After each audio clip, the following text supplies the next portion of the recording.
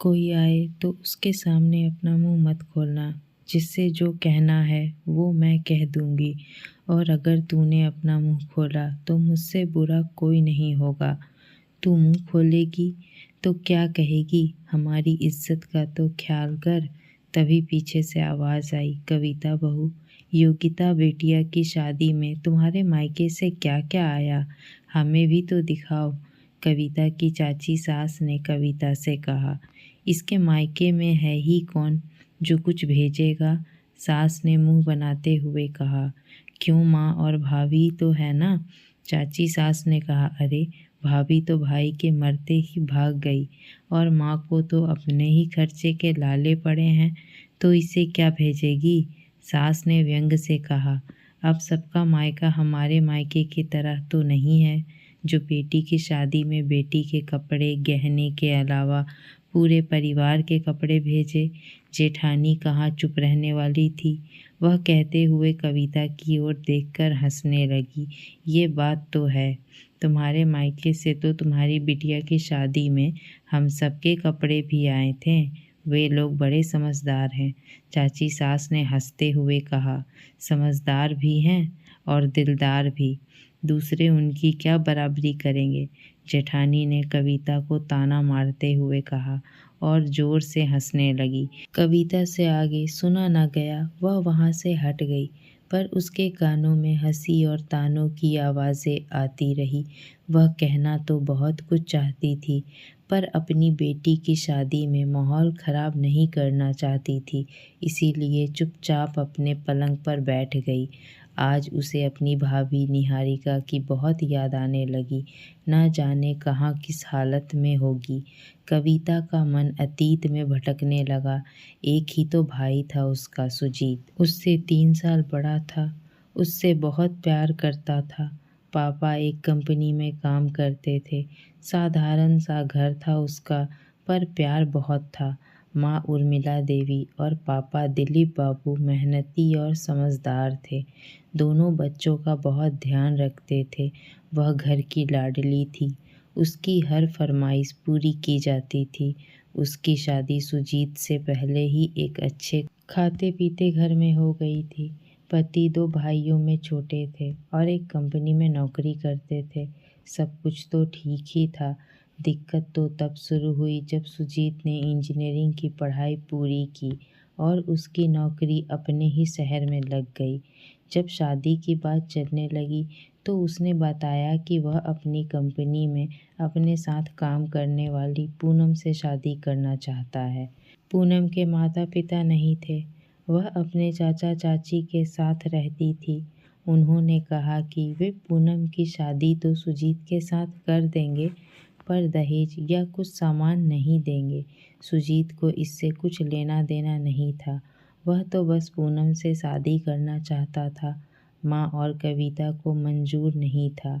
उन्हें सुजीत की शादी से बहुत आशाएं थी। एक तो बिना तिलक दहेज लेन देन की शादी, और दूसरे पूनम का साधारण रंग रूप। उसका मन तो एकदम नहीं था, पर सुजीत की जिद और पापा के समर्थन के आगे उनकी एक ना चली।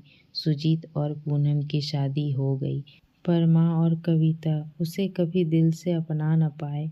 उन्होंने सोचा था कि सुजीत की शादी ऐसी जगह करेंगे कि उनका घर सामान उपहार से भर जाएगा, गाड़ी मिलेगी, समाज में उनका सम्मान बढ़ेगा, पर ऐसा हो न पाया। ऊपर से उन्हें लगता था कि पूनम ने सुजीत को उनसे छीन लिया। कभी माँ अगर नरम भी पड़ जाती तो कविता उसे चढ़ाती रहती। शादी के बाद पूनम के प्रति भी सुजीत की कुछ जिम्मेवारियां थी, जिन्हें अगर वह पूरा करता या पूनम की तरफ से कुछ कहता तो माँ तो हाय तौबा मचाती ही, कविता भी आग में घी डालती रहती। पूनम जितना भी परिवार में मिलने के लिए सहनशीलता से काम लेती, उतना ही माँ क्रोध करती। कविता की शादी शहर में ही हुई थी। उसके एक बेटा 2 बेटी थे। वह अक्सर समय बेसमय आती रहती, अपनी खातिरदारी करवाती, मनचाहा उपहार लेती और माँ को उल्टी सीधी सिखा कर जाती।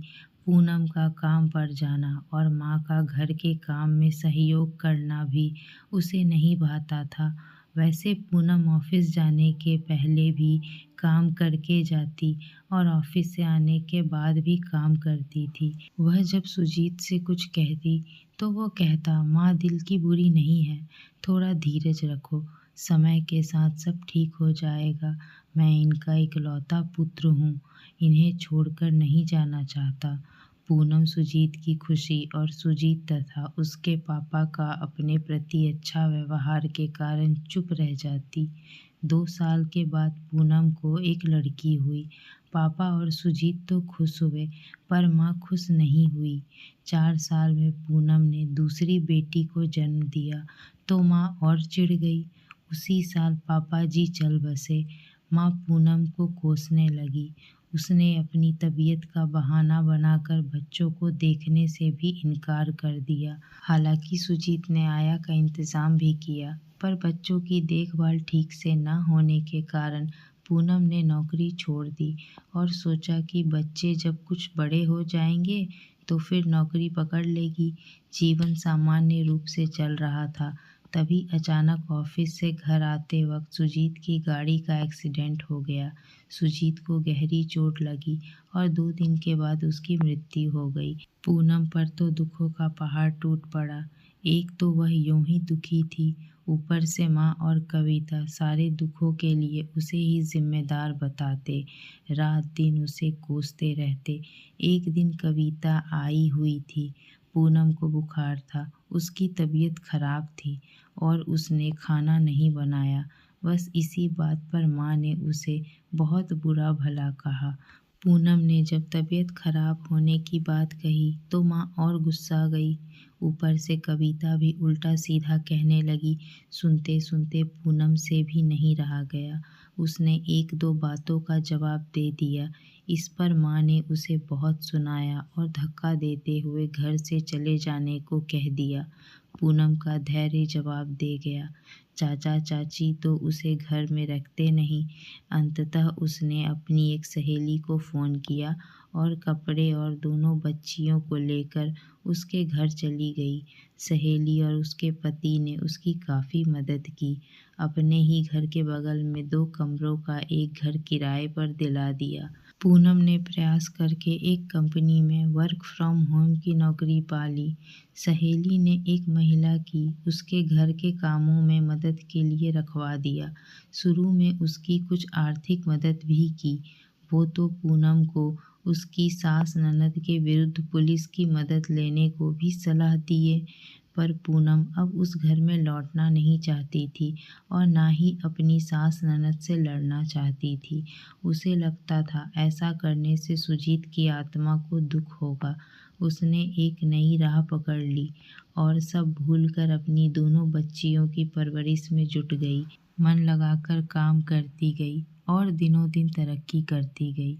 अपनी स्थिति में सुधार होने पर कई बार अपनी सास का हालचाल जानने उसके पास गई भी, पर जब भी वह जाती उर्मिला देवी कविता को झट फ़ोन कर बुला लेती और दोनों फिर उसे उल्टा सीधा सुनाने लगते। हार कर उसने संपर्क खत्म कर लिया। उर्मिला देवी कविता के भरोसे खुश थी, तो कविता खुश थी कि पूनम के न रहने पर माँ का घर और जीवन उसी का होगा। इस बात को करीब 15-16 साल हो गए। उर्मिला देवी बूढ़ी हो गई थी। उसके सारे पैसे और गहने कविता ले चुकी थी। सिर्फ यह एक पुराना घर बचा था, जिसके एक हिस्से में किराया लगाकर उर्मिला देवी किसी तरह अपना खर्च चला रही थी। यह घर भी माँ ने उसे देने का वादा किया था और कविता जानती थी कि घर भी उसका ही होगा, फिर भी उसे अपने नाम करने को कहती रहती। अपने घर तो न ले गई, पर जब महीना पूरा होता तो आकर किराया लेती और माँ के खाने पीने का सामान और कुछ पैसे देकर चली जाती। उर्मिला देवी जब पछताती और पूनम को याद करती तो उसे उल्टा सीधा बोलकर समझा देती। उसकी पूनम से नफरत अभी भी कम नहीं हुई थी, पर आज उसे पूनम की बेहद याद आ रही थी। पूनम के गुण याद आ रहे थे। पूनम तो अच्छी थी, वहीं उसे अपना न बना पाई। आज वह होती तो मायके की लाज जरूर रखती, उसके परिवार के सामने इस तरह बेइज्जती न होने देती। वह ज़रूर कुछ न कुछ करती। आज उसे अपने व्यवहार गलती पर बहुत पछतावा हो रहा था। मम्मी मम्मी देखो, नानी आई है, कितने सामान लाई है। छोटी बेटी नीता की आवाज़ से कविता की विचारधारा भंग हुई। नीता उसका हाथ पकड़कर बाहर लाई। कविता ने देखा, माँ एक अच्छी सी साड़ी पहने ढेर सारे सामान के साथ खड़ी है। यह क्या है माँ? कविता आश्चर्यचकित होकर पूछी। सभी आश्चर्य से देख रही थी।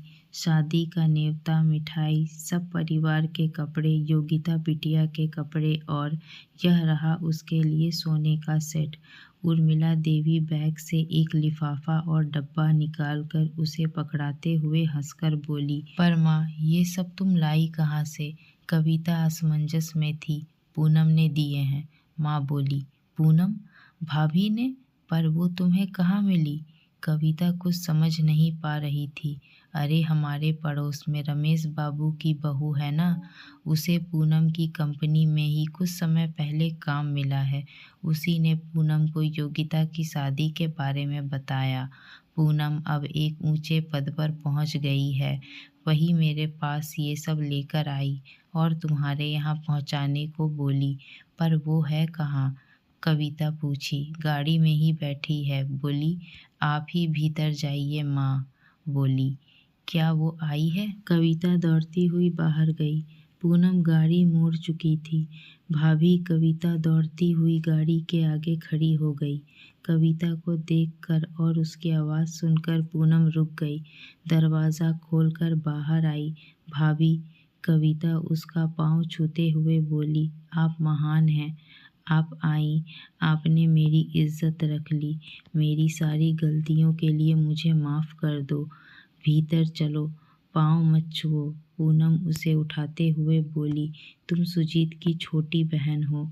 मैंने भी तुम्हें छोटी बहन ही समझा है। मैंने सुजीत को दिल से अपना माना था, तो उसके फ़र्ज भी तो मेरे हुए।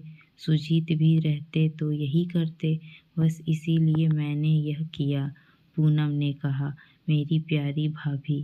कविता रोते हुए पूनम के गले लग गई। दोस्तों, शादी के बाद ससुराल ही लड़की का घर होता है, पर अगर उसे वहाँ भी रहने को जगह ना मिले तो फिर उसके लिए दुनिया में कोई जगह रहने लायक नहीं होती।